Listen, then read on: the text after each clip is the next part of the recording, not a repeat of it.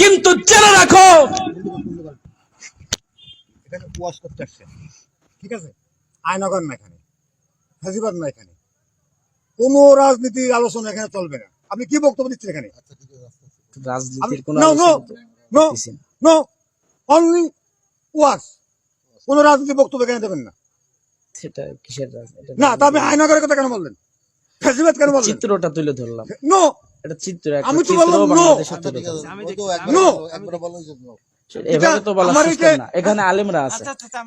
যে থাক, আমি আপনাকে নিষেধ করলাম কোন রাজনৈতিক কথা যদি বলতে হয় আপনাকে আমি স্টেজ থেকে এটা নামাবো। কেমন বিষয়? একজন আলেম No, no, বলবে। আপনি তর্ক করেন না, আমার সঙ্গে তর্ক করেন না, আমি তর্ক পছন্দ করি না।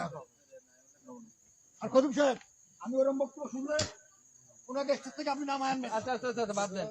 একজন আলেমের সম্মান আছে। না, তারপরে আমি আমি বলতেছি দেখতেছি, আমার ওয়াজে আমি কোনো রাজনৈতিক দেখতেছি, বক্তব্য চলবে না। আমি দেখতেছি বললাম তো। সরকার ওনার রব করতেন।